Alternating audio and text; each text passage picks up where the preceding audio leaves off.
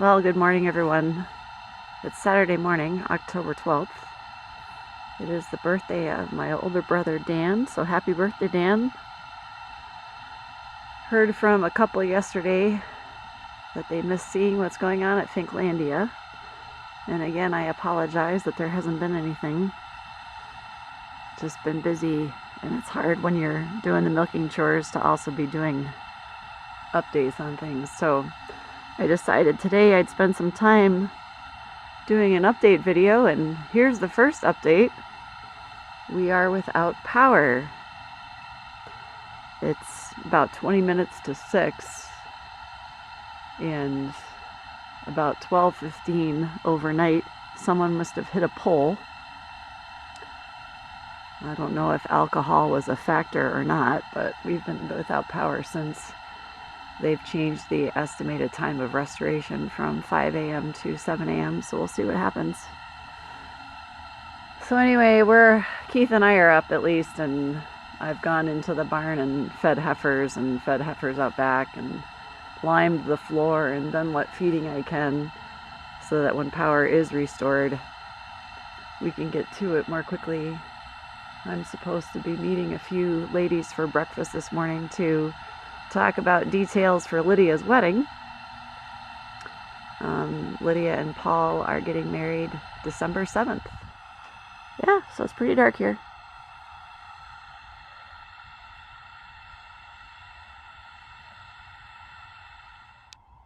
Just pointing up at the sky. I don't know if this camera will pick up on any stars or not.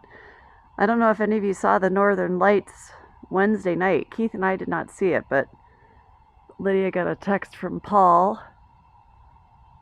that there were Northern Lights, so she came out with her phone, and even though she wasn't seeing it much with the naked eye, her phone picked up some cool shots. Maybe I'll have to include those here.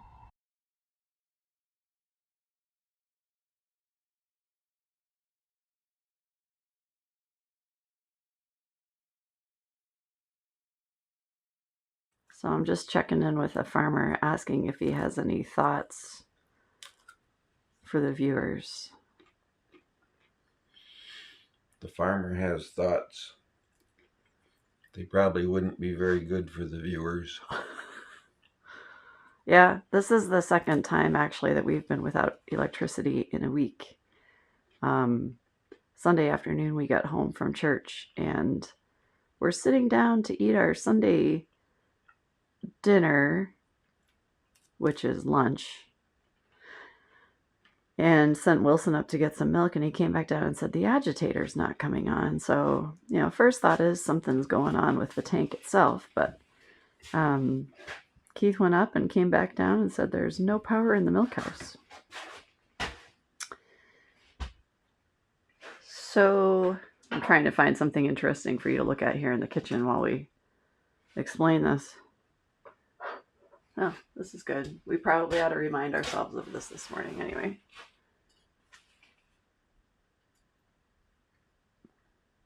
The Apostle Paul. So anyway, we contact the electric company. We were the only ones without power. It was only in the barn because the barn is separate from the house. So a couple hours later, somebody comes out. They have to wait for a company. It's USIC, I think. They're the ones who mark the lines. Had to wait for them to come out to mark the lines up to the barn. And then they basically started doing detection in the line to see where it was without power, and got all the way up here to the pole at the barn and found that the problem was there. So a few more guys come out, they start digging, get down to the bottom of the conduit going into the ground, which does not have an elbow on. Hey, you're here to witness it. Look what just came back on. It's our power. And it's earlier, they said. Anyway, the conduit had basically rubbed through the insulation on a wire or two and caused everything to short out. So they had to replace the wire, and we finally got to milking about 3.5 hours late, I guess, on Sunday evening. Very nice couple of guys that were out here doing the repairs. But yeah, it's the second time in a week we've been sitting here waiting to milk. But I guess now that the lights are on, we'll get to it. So we'll catch up with you afterwards. Is that cracker good, sweetie? Well, it's something.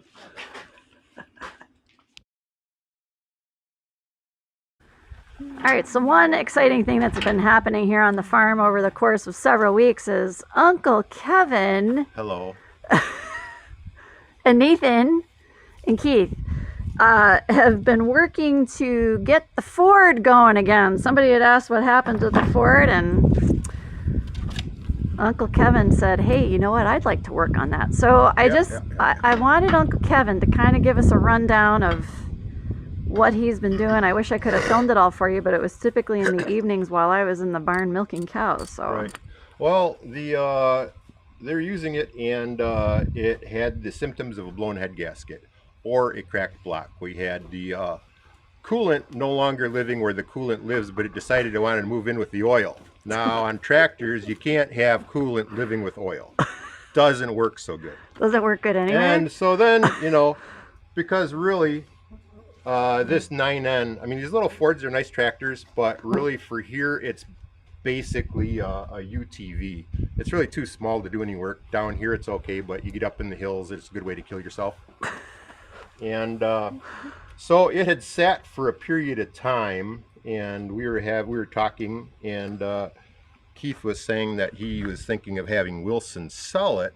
And I'm like, I'm at the age in my life where, I need a project like a hole in the head. So we took it apart, took the block off. Now, normally when you get an old tractor, somebody says, the first thing you should do is take a compression test. Well, why ask questions you don't want the answer to? So we took the head off the block, inspected that. I took the head down to my surface plate because we thought that the head may be warped, but I'm a tractor mechanic on YouTube, but really in real life I am somewhat of a machinist, mold maker, tool and die guy, CNC guy, whatever. And the highest spot in the head was about 7 to 10 thousandths. Now, for all you people who may not know what that is, it's like 3 pieces of paper stacked on top of each other. So it's not very much. Perfect for laymen. Okay, very good. So we got a new head gasket. I cleaned up the threads, cleaned up the bolts, tightened it down, torqued it. I did a prep disc, did a really pretty nice job of it, but I'm still not sure. You don't really want to throw the parts cannon on it because is it something simple or is it a cracked block? Well, we got it running, and we've had it running, and also rebuilt the carburetor on it and redid some wiring on it. It has electronic ignition, 12-volt electronic ignition, so all you Ford purists, don't be complaining in the comments. It's the best way to go. So this tractor actually is a late model 9N, made in 1942. Now you're going to say, oh, it's a 1942. It's a 2N, not a 9N. They produced both in 1942. Parts is parts. Parts is parts. So the other thing is, 1942, that was a while ago. So, but in overall condition, this tractor is in actually pretty good condition. We drained the trans fluid on it last night. I was expecting water, but it was actually pretty good. So we've had it running. We've had it running off of its own fuel system. And today we're putting the hood on. It charges. I put a new ammeter on it. And so we're about to put fuel in it, double check that. And yeah, then it'll be back up in service. Well, I got to hook the lights up too, but as long as you don't drive it in the dark, it's okay. Well, and the important thing is that you mentioned a couple different times in the course of the last couple of weeks is that everything was staying where it needed to stay. Like Correct. You no longer had coolant and Correct. oil trying to mix. Correct. So far they're staying on their own side of the wall, so that's good. Yeah, so we'll get it running. Hopefully we'll get it running today. Hopefully the fuel system, now the carb is good. Tank I think is good, but you have all those little parts like the fuel bowl and the gasket and all those things that want to let gas out. Well, we don't want to let gas out. We want gas to stay in where it does the best job. But yeah, that's pretty much the update on the project so far. perfect. Runs runs pretty good. Potential fly in the ointment is that we've never had definitive Correct. Like, what was the confirmation problem? of why it happened in the first place. Yeah. Right. And that's hard to say. I took the original head gasket out. There were no blown spots in it. There were a couple spots where it looked delaminated, but it's hard to tell when and how long that has been happening. So that's why I wasn't in a hurry to throw the parts cannon on it, just in case there is a crack in the block. Now, when we redid the H, that actually does have a crack between the cylinders, and so that was pretty evident. This, I don't see any cracking in it.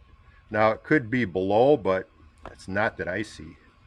And the H still leaks a little coolant into the Yeah. crankcase, which runs like a top. Yep.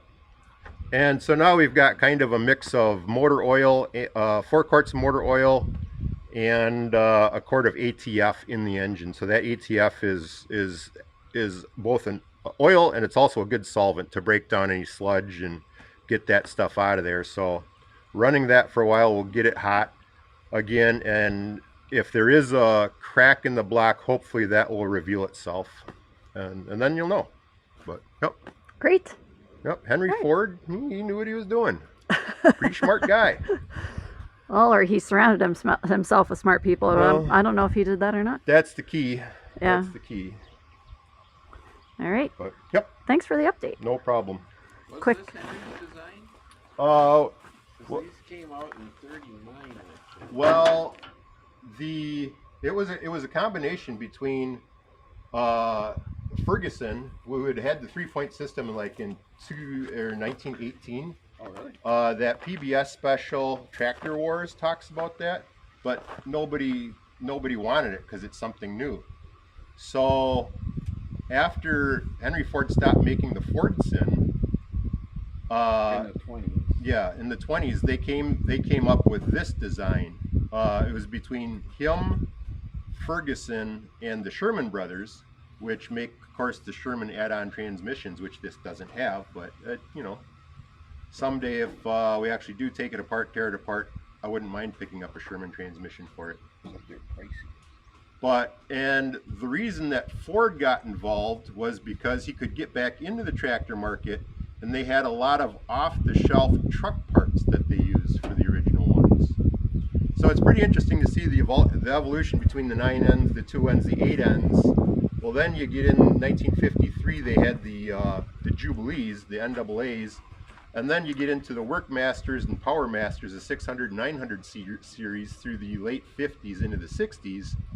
Well, then you get into the 1000 series, which a lot of these were in the 60s going into the 70s, and then of course they had the redesign of the 1000 series, which is like what we had originally back in the 70s. We had a Ford 5000 platform tractor, which we used here forever. 1968 model. Yeah. Is that the one that you never got to drive? No. Oh, no, No, that's What was the one that was the John Deere that you didn't get to drive because 60.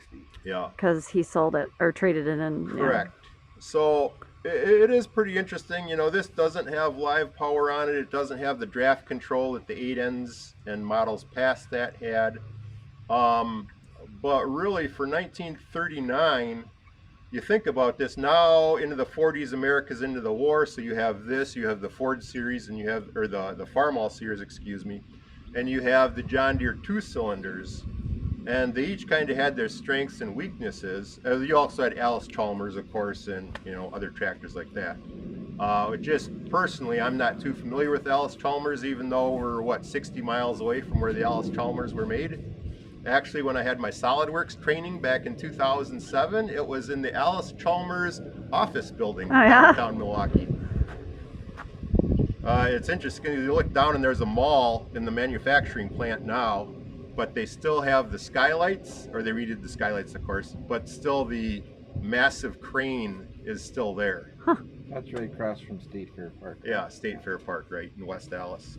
But it's pretty interesting. But as far as my knowledge of Alice Chalmers, we never had one, so I don't know My too only much about knowledge them. of Alice Chalmers is that they're the most uncomfortable tractors to climb onto and drive, Oh, like the WD series. oh yeah. Well, I gotta say, Uncle Kevin, this is probably the longest I have ever heard you speak in one sitting. You're kind of an interesting guy. Well, some people are funny. Some people look funny. I had a teacher tell me I had a face for radio or a voice for radio. I can't remember what it was, funny. but Yeah. You got it all. I didn't realize you knew so much about Ford tractors. It's hard being the complete package. And what's the old song? It's hard to be humble. Yeah. Oh Lord, it's hard to be humble when you're perfect in every way, or something like that. I think my Uncle Ron used to sing that every once. Or no, or is that you that used to sing that? No. Oh Lord, it's hard to be. That may have been my Uncle Ron. Yeah, but it's I don't know. It's an interesting history. Yeah. I love mechanical things. I love history. So I put the two together, and Put here the I two am together. putting the tractor back together. Plus Nathan is out here learning some stuff too. Nathan and Wilson have also been working to restore the elevated HO scale train track ceiling fan central in our living room. So they worked hard on getting that track up and running again, and put the Hiawatha up there. Yeah, they were talking about something with that last night, coming up with a way to just leave it up there or something. Yeah. Anything you want to say to the YouTube family here, Nathan? Nothing that I can think of as of right now. But they actually they've built a little railroad table down in their basement, and they're planning on adding on to that too. It's And not a railroad table. I'm sorry, what is it? It's a scale model railroad. Sorry. It's not toy train. It's a scale model railroad. Mothers have been demoralizing their children for centuries, Oh, my calling word. their model railroad a train table. At least you didn't say toy train. No, I think I know better than that. That's my G scale railroad. That's a toy train. That's a Oh, toy brother.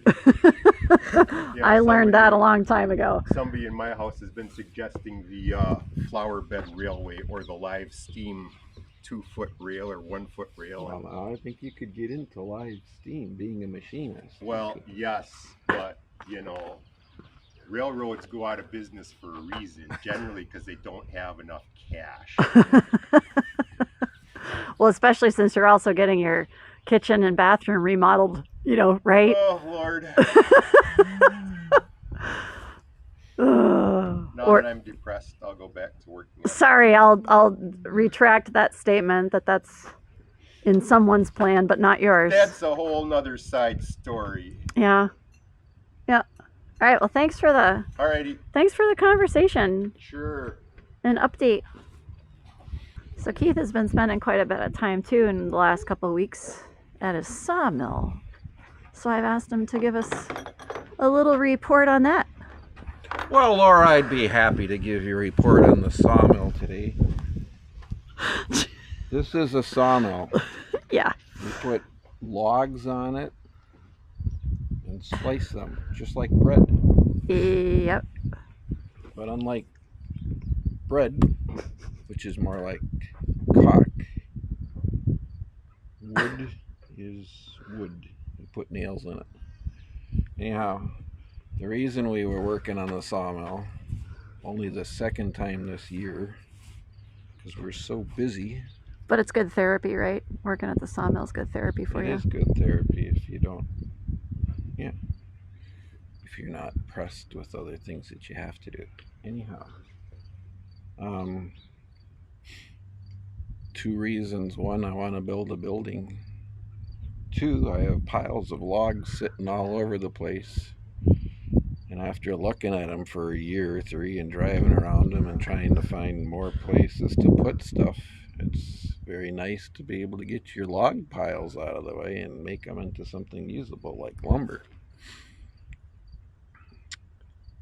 So Tell them about the building, the first building that you want to get the done. first building I want to build before winter time, which is pressing up against me very hard now, is a shed to house farm all tractors, at least the H and the 300. Yep. Um, Noses side by side, right? So to use yeah, I your mean, space it's not going to efficiently. be a huge shed. It can probably be the Right. size of. Yeah, I'm not sure yet. Yeah. But yes, that's the And then the second building that I'm not letting him forget about that we're going to do up here in our little, it's going to look like an old fashioned town up there. second building that Mama wants. That Keith mentioned first that I'm not letting him I forget. did Yep. a year or so ago. In my perfect world, it would be there by now. Yeah. But now I'm coming to the realization that it's possibility it may never be there. No, I'm not going to let you forget it. You want to explain to them what that is? Well, for lack of a better term, we call it a camp kitchen. But to use when we have, events under the big tent. like campouts or campouts, graduation parties, Singspirations, weddings. or if we ever do the Harvest Host, our little country store. And if I never get the camp kitchen done, it's probably because we had to host a funeral there. Oh, brother. Yeah, so another building that, yes, again, he mentioned it. I'm not letting him forget it. So I'm already starting to stockpile some stuff that's going to be used in the camp kitchen. Right? Or be sold, yes, that's or be right. sold off at auction someday. That's right. When our kids look at this stuff and say, "Why, Mom and Dad?" Because we had dreams. That's what they can put on my tombstone. Because I had dreams. All right, well, Keith Fink, thank you for the update. Oh, no problem. Rascal, do you have any updates for us?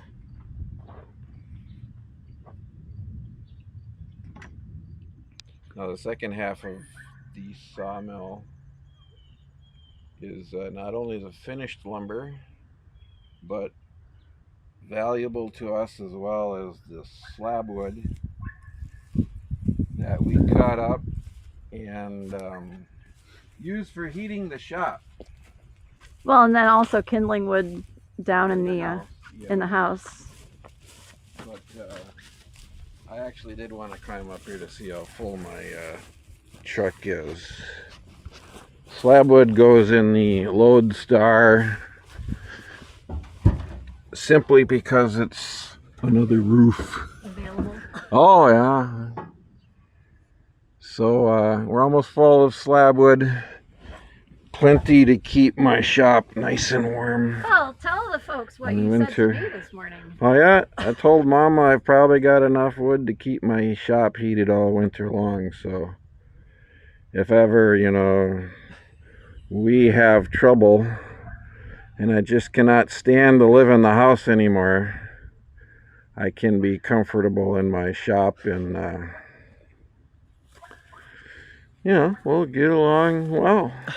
Kind of like Grandma and Grandpa. The only Fink. problem with me getting along in my shop is that I might be tripping over some of the stuff that she has collected for the camp kitchen, which is going to be built right here where the manure spreader is sitting. Well, and then where's your tractor shed going to be? Right next to it, right? Yeah, just over here a little bit. And don't forget about the gas station. Probably where probably right about where the sawbucks are and the calf hutches and pile of steel and which, if you're local, maybe and you need even calf hutches, will give you a great deal. Yeah, who needs a used calf hutch? Like we don't use them really much anymore at all.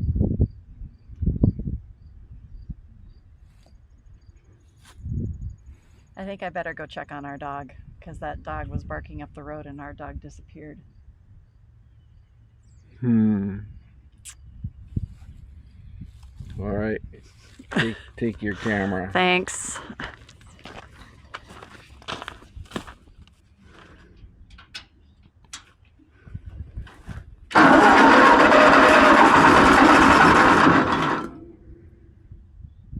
Okay. Oh,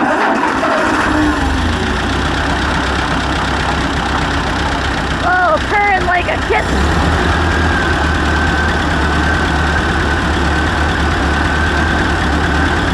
Now it's running off its own fuel tank.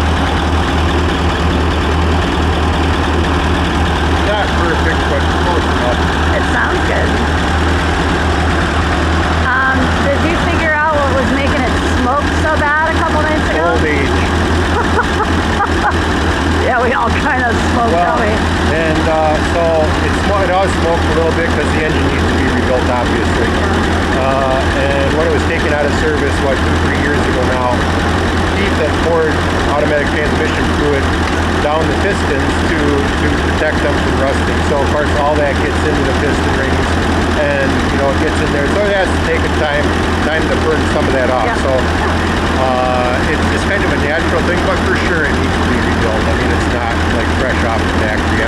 It has been rebuilt at one point in this past because it has dome pistons on.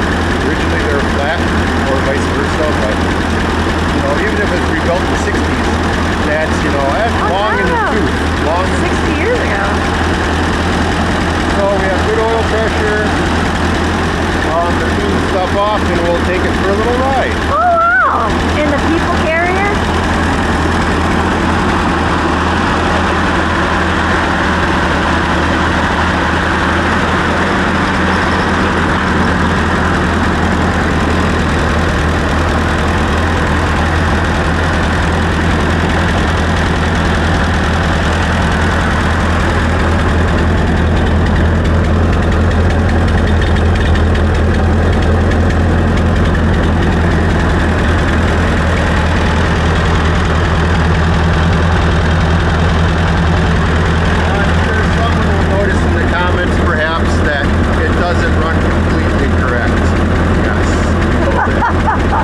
Well, you sure are worried about the comments, aren't you, Uncle Kevin? Well, I don't give any views on my channel. I bet you could. You need to start talking about tractors. I probably could. You got a lot of knowledge. You could be the Derek the area of the antique tractor world. Well, that guy. Or the Paul Shin of the Model A world. That guy is pretty good. Yeah.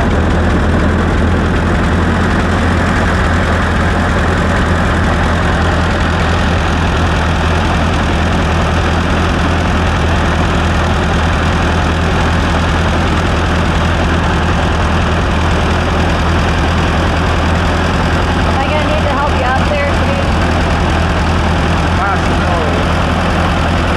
Okay, you there?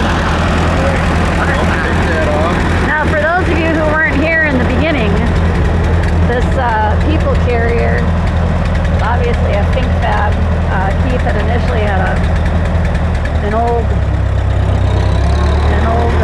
van seat back there. You could actually ride. There's an old video somewhere, I think, of, well, it may have been before YouTube videos.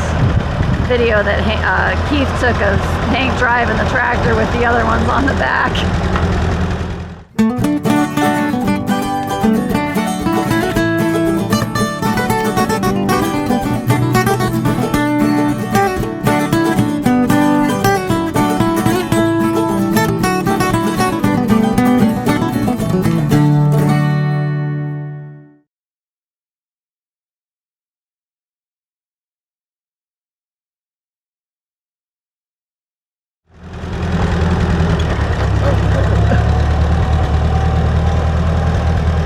There she goes. She rides again. Thanks to Uncle Kevin's burden to get her going again.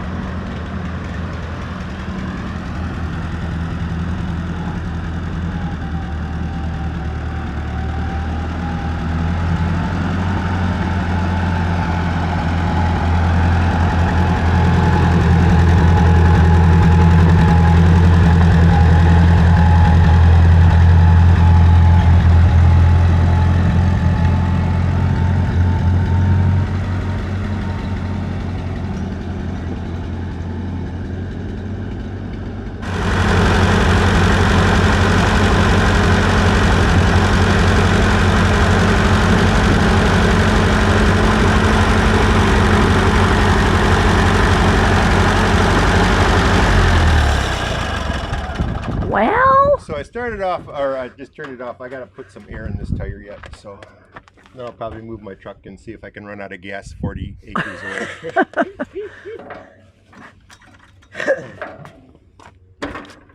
Was that fun being lifted up? We missed that on the camera. Checking out the 3-point hitch. Yes? What comes between X and Z? That's all I gotta say. Give you a really quick update on the ducks. They're staying here when Lydia gets married because she and Paul are going to be renting an apartment in a house and do not have the land to keep the ducks. So I'm glad they're staying here. If any of you have raised ducks before, I'd be curious to get your input. You can see the duck that's the farthest out there and the way that she's holding herself like she's trying to poop or lay an egg. Lydia is familiar with chickens being egg bound, but she's having a very hard time feeling on apple dumpling whether or not that's an egg that is held up. Now, for several days, I've been getting just 3 eggs a day in their pen. They may be laying them out and around because they kind of lay them everywhere. This morning, there were 6 in the pen, and then I just found a 7th out here on the lawn. So somebody's been laying extra here over the last 24 hours. So I don't know. Anyway, if anybody has any input, obviously, if she's egg bound, I'd like to do something to try to help her. Lydia's just less familiar with ducks than chickens. She does sit a lot like that too. Anyway, just let me know if you have any input on that, if you've raised ducks before. But they're doing fine otherwise. Goofy ducks. Just give them some fresh water so they can get in there and splash it all around. Since I will be their caretaker this winter, I've been thinking about what to do to help them. Since now the chickens are all gone and they're in that spot by themselves. And last year they went all winter without a pool. So I was watching a guy up in Ontario trying to get a couple of ideas. He actually has a duck run off their house where they can go out into a pool. It's basically a rubber feed pan. He's got 2 or 3 of them that are dug into the ground, so they're basically at ground level. And he keeps poultry water de-icers, so they're small de-icers down in the pools to keep them open all winter. So I'm just, plus then their water and food is outside of their sleeping area, which keeps their sleeping area much drier than, because ducks are just really messy with water. So that's something I'm pondering, is how I can do that for them this winter so they can still get water, you know, get in the water, take their baths, but obviously keeping that water away from where they bed down. Who's gonna be first in the pool?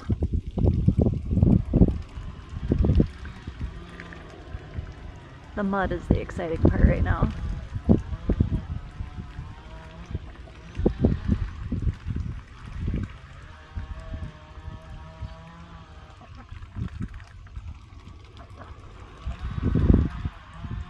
Just want to show you the change to the chicken house.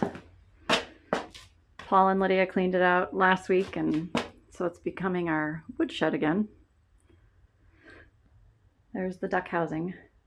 So I would like for them to be able to come out here still and get in some water. But Keith's been working, Keith and Wilson have been taking the fence down out here.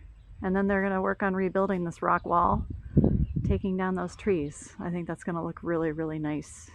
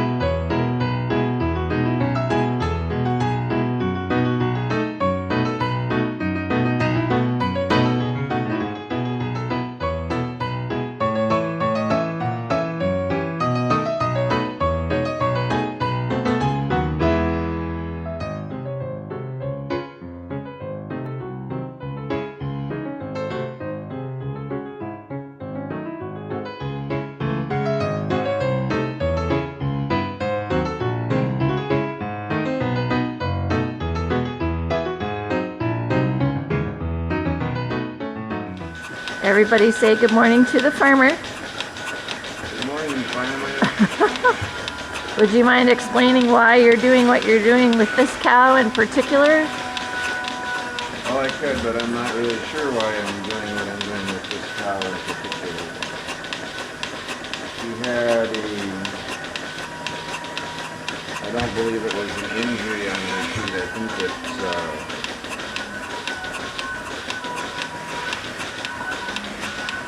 virus that we have had problems with,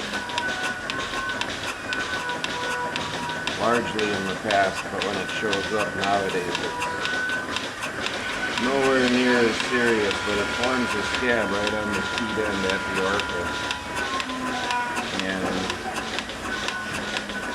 if not managed properly, which we have learned the hard way,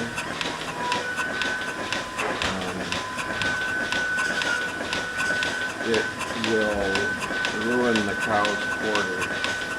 Yeah, we've actually at times we've had it almost like eat away at their teat ends. It's terrible. But this cow is practically healed, but every now and then scab reforms enough to restrict flow out of her teeth. So rather than causing more trauma to the teat end by machine milking it with very little flow coming out, doing damage to her teeth just with vacuum, doing a terrible job of exposing it. I just put a stainless steel milk needle up there and drain her. And feed it to a calf. What? I said, and feed it to a calf. Right. Yeah, well actually this cow's milk is the one that feeds the calves. So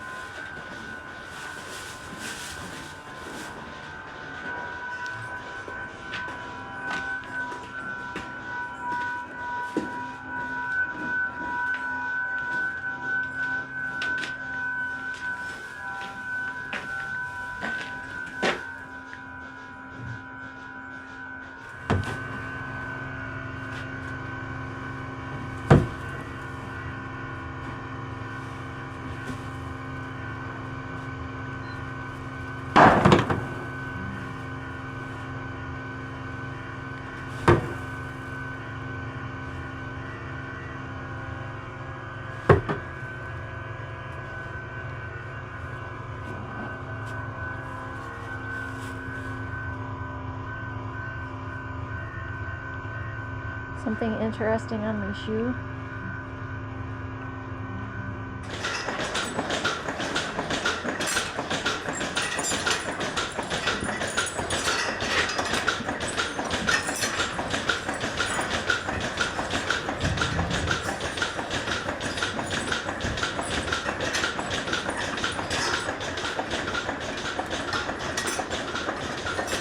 I keep trying to film you feeding. Yeah. Ahead of time. Okay, so wait, that's not. Hold up, keep back.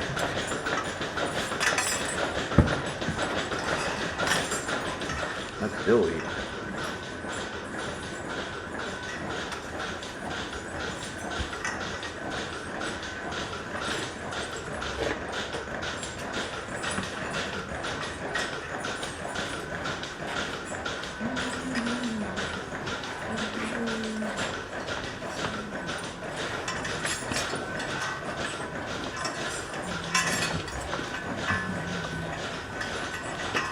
This is just a little supplemental feeding of baleage. They're still chopping every day, but obviously we're coming late into the season and the chopping is kind of winding down. So Keith's been giving them some supplemental hay in the barn.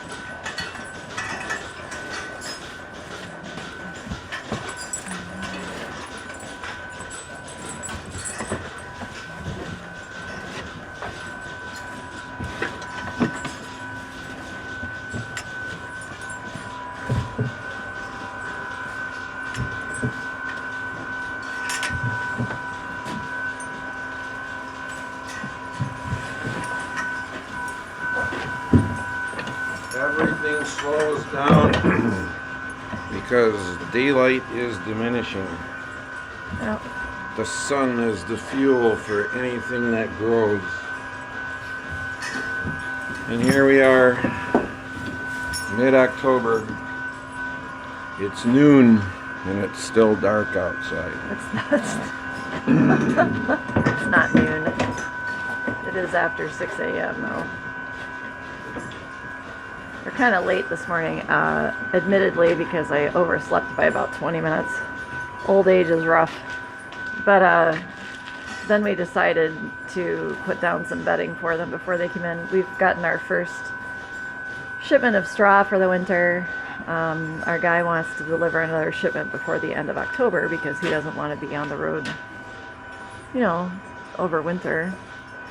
So last evening during chores, we got kind of a deluge of rain. We hadn't had rain again for a couple of weeks and it was pretty dry. And then we got some rounds of thunderstorms last evening, so we figured it's kind of damp and chilly overnight, so they'd enjoy the bedding, and sure enough, they're taking advantage of it.